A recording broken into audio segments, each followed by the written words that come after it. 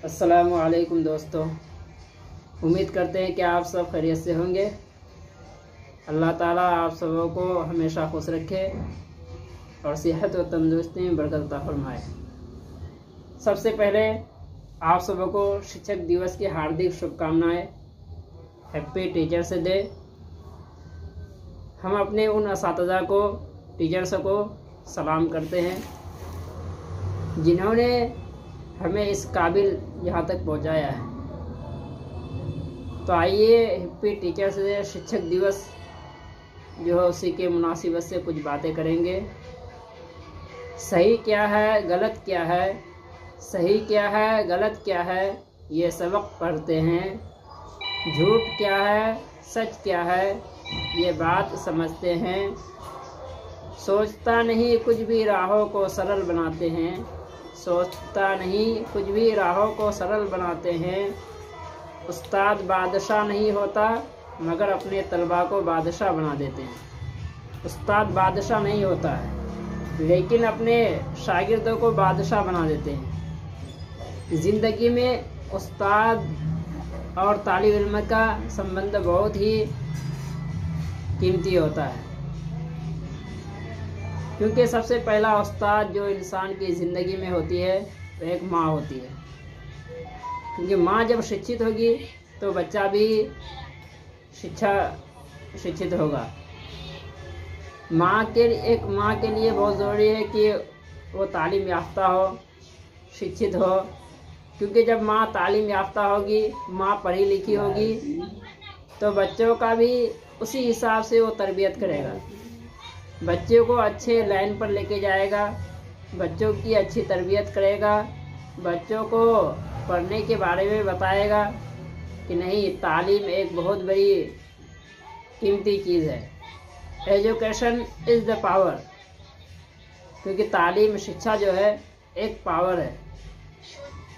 क्योंकि कहीं पे सवाल भी किया गया कि कोई देश बहुत तरक्की की राह पर गामज़न है लेकिन उसको तरक्की से नीचे गिराना है, तो उसके अंदर से क्या निकाल लेना होगा? क्या उसके अंदर से हम लोग अगर माल और दौलत को निकाल लेंगे तो क्या वो देश तरक्की करने से पीछे हट जाएगी?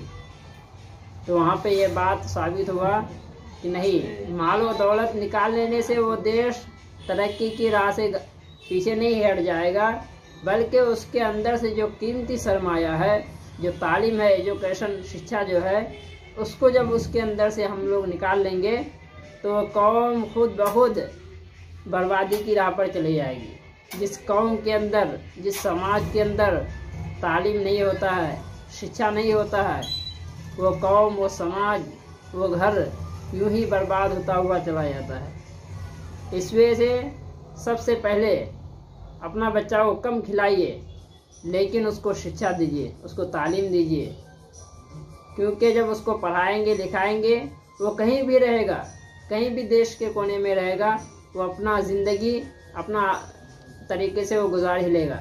चाहे ज़िंदगी में कठिनाई आए, चाहे ज़िंदगी में परेशानी आए, लेकिन वो अपनी ज़िंदगी को हमेशा गुजारने की कोशिश करेगा।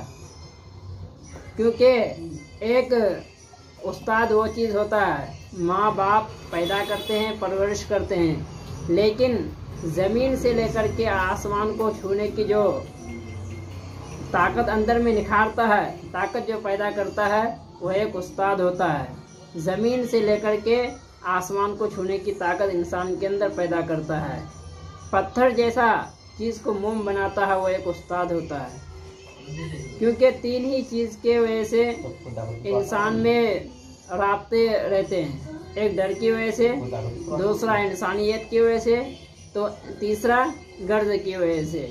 क्योंकि डर रहेगा तब वो उसकी इज़्ज़त करेगा, दूसरा इंसानियत रहेगा तब एक दूसरे का इज़्ज़त करेगा, तीसरा गर्ज रहेगा। ये गर्ज मतलब परस्ती बहुत बड़ी चीज़ है। बड़े मायूस हो गया है दिल इस ज़िंदगी के सफ़र से, मकसद की मोहब्बतें हैं और मतलब की यारियाँ हैं। इसलिए जब इंसान को गर्ज रहेगा कि नहीं, हम उनकी इज़्ज़त करेंगे, उनके पास जाएंगे तो हमको एजुकेशन मिलेगा, तालीम मिलेगा, ताकि हम ज़िंदगी में हर मोड़ पर ज़िंदगी को सही गुजारने की कोशिश करेंगे, ज़िंदगी में कैसे आगे बढ़ना है, ज़िंदगी में हमको कब क्या करना है, तब ये जाकर के समझ में आएगी। इंसान के अंदर समझ और समय दोनों एक बार में नहीं आता है। जब समय रहता है उस वक्त समझ नहीं रहता है, जब समझ आती है तो समय निकल जाती है। तो उस्ताद वो चीज़ है जो समय और समझदारी को एक साथ इंसान के अंदर पैदा करता है, इंसान को बताता है क्या चीज़ तुम्हारे लिए गलत है, क्या तुम्हारे लिए सही है। तो इस वजह से आप लोगों से निवेदन करते हैं कि उस्तादों की इज़्ज़त करें, उस्ताद की अज़मत को तराजू में ना तोलो। उस्ताद तो हर दौर में अनमोल रहा है, इस वजह से उस्तादों की इज़्ज़त कीजिए, उस्तादों की कदर कीजिए। कहीं ऐसा ना हो कि हम लोग उस्तादों की बेइज्जती करेंगे, बेकदरी करेंगे तो हमारे बच्चे तालीम से, एजुकेशन से महरूम हो जाएंगे।